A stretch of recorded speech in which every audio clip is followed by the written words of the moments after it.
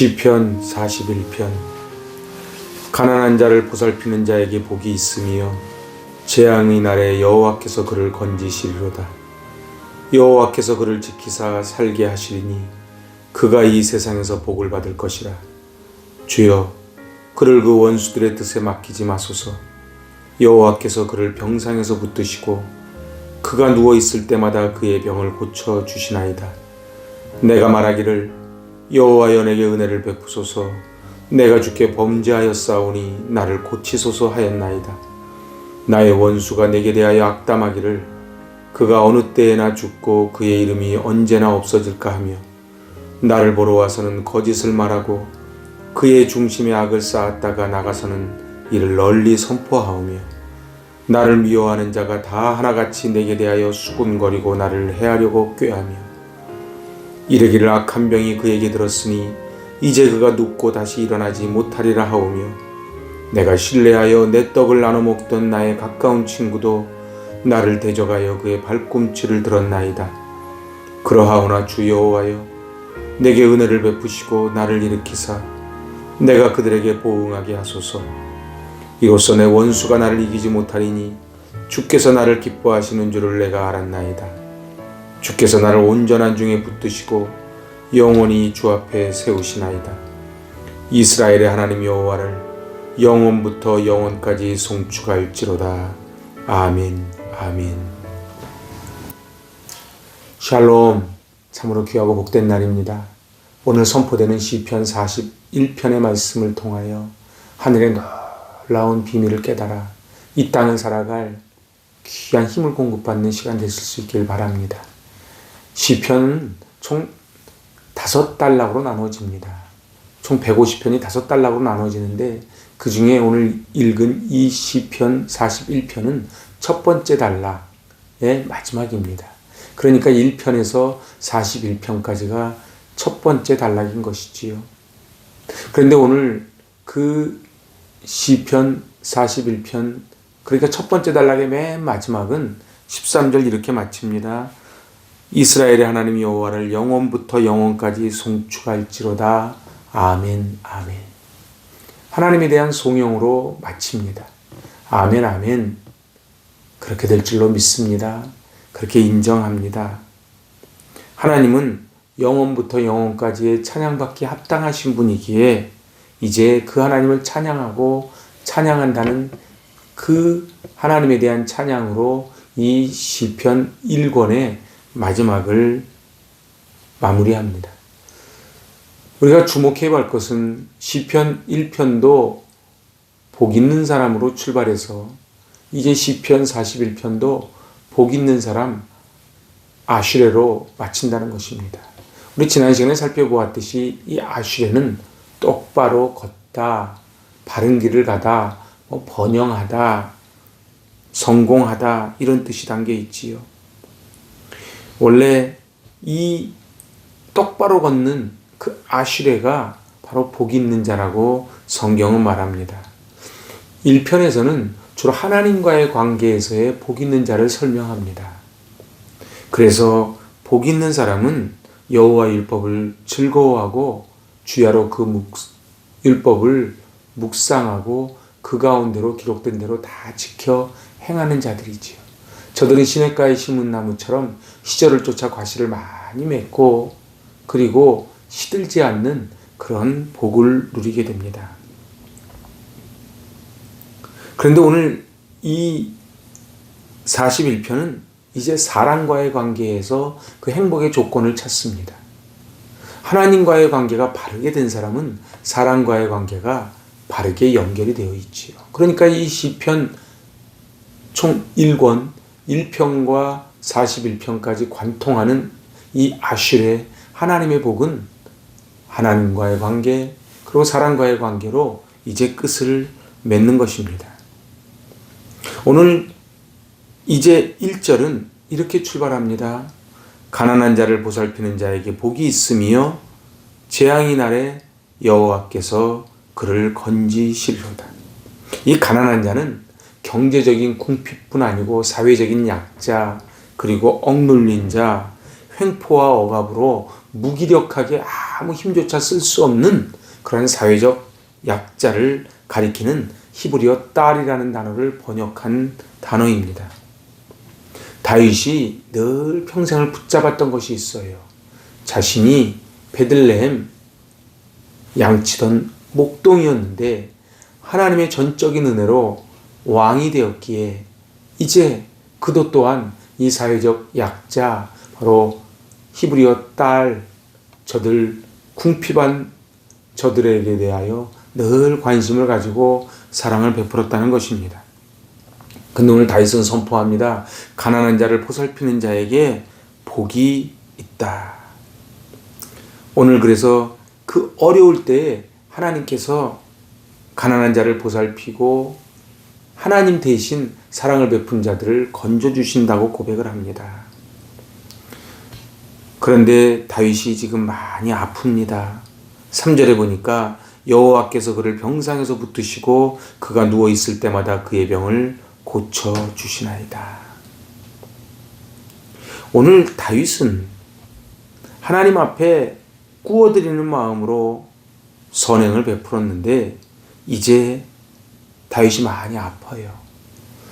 성경학자들은 압살롬의 반역대에 쓰여진 시라고 그렇게 이야기를 합니다.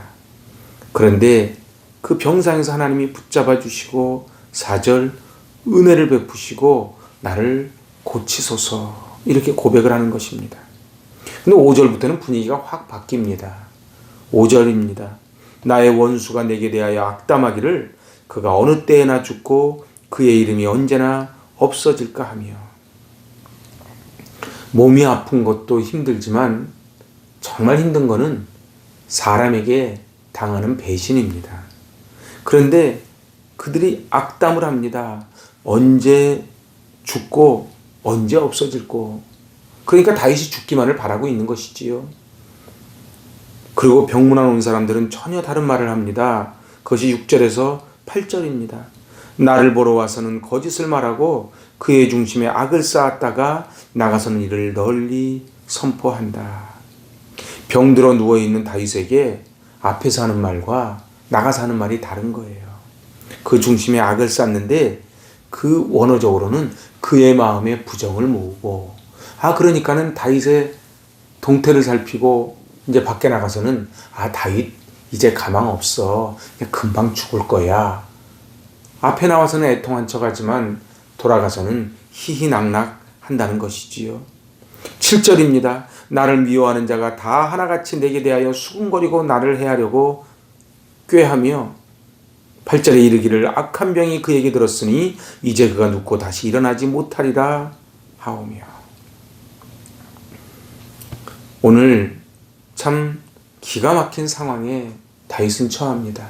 자기가 옛날에 그렇게 약한 이들을, 소외된 이들을, 그리고 불쌍한 자들, 가난한 자들을 그렇게 보살폈는데 저들이 와서 이제 은혜를 원수로 갚는 것이지요. 참 9절 말씀이 얼마나 기가 막힌지 모릅니다. 9절입니다. 내가 신뢰하여 내 떡을 나눠 먹던 나의 가까운 친구도 나를 대적하여 그의 발꿈치를 들었나이다. 사람이 살아가면서 제일 힘든 거는 가까운 사람에게 배신당할 때입니다.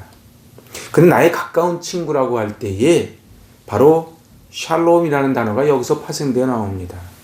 그러니까 히브리어에서 샬롬은 모든 삶이 충족되고 안정되고 번영한 상태를 샬롬이라고 하는데, 나의 가장 가까운 친구들은 누구와도 나눌 수 없는 그러한 것을 허물없이 나누며 평화롭게 지냈던 그 친구가 이제 어떻게 했다고요? 바로 발꿈치를 들었나이다. 육체적으로 아픈 것, 그것도 서럽지만은 인간관계가 단절되고 그들이 발꿈치를 듭니다. 이 말씀은 예수님이 가룟 유다에게 배신당하시고 가룟 유다가 예수님 스승을 이제 대제사장들에게 팔았을 때에, 그때 요한복음 13장 18절에 이렇게 말씀하십니다. 내 떡을 먹는 자가 내게 발꿈치를 들었다는 성경을 응하게 하려는 것입니다. 그러니까 히브리 민족에게는 이 발꿈치를 들었다고 하는 것은 가까운 사이가 뒤에서 마지막 숨통을 끊어놓는 그런 배신의 행위를 발꿈치를 들었다 이렇게 표현하지요. 다윗이 얼마나 마음이 무너져 내렸겠습니까? 하지만 다윗의 위대함은 낙심하고 불평하고 원망하고 그리고 내가 원수를 갖겠다고 그와 대적하는 것이 아니고 이제 10절 이하에 고백을 한다는 것입니다. 10절입니다. 그러하오나 멋있지요. 그러하오나 주 여호와여 내게 은혜를 베푸시고 나를 일으키사 내가 그들에게 보응하게 하소서. 이건 개인적인 보응을 얘기하지 않습니다. 하나님 나라를 세우는데 하나님께서 처리를 해달라는 거예요. 왜냐하면 내가 넘어지면 하나님 나라가 어렵게 되지 않습니까? 11절 내 원수가 나를 이기지 못하오니 주께서 나를 기뻐하시는 줄을 내가 알았나이다. 하나님이 나를 기뻐하시기에 원수는 나를 절대로 손을 대지 못하는 것을 압니다. 저들은 아무리 겉으로 와서는 샬롬을 외치고 나에게 발꿈치를 들지만 하나님께서 다 보시고 하나님이 나를 기뻐하심으로 저들은 절대로 나를 이길 수 없습니다. 하나님을 대적할 수 없습니다. 바로 자기와 하나님을 나는 하나님 편이기 때문에 내가 하나님 편에 숨은 복 있는 아슈레의 복이 있는 자이기 때문에 저들은 나를 이길 수 없다고 놀라운 고백을 합니다. 12절입니다. 주께서 나를 온전한 중에 붙드시고 영원히 주 앞에 세우셨나이다. 자신을 하나님께 붙잡아 매는 것입니다. 사업도 가정도 친구도 우리의 목적이자 소망이 될 수 없습니다. 어느 것도 하나님의 자리를 대신할 수는 없지요. 하나님에 대한 소망은 삶에 찾아오는 거친 파도를 이겨낼 수 있는 힘을 줍니다. 사람들은 친할 때는 속에 있는 거 다 꺼내줄 것 같지만 조금만 어려우면 등을 돌리고 마는 것이 인간입니다.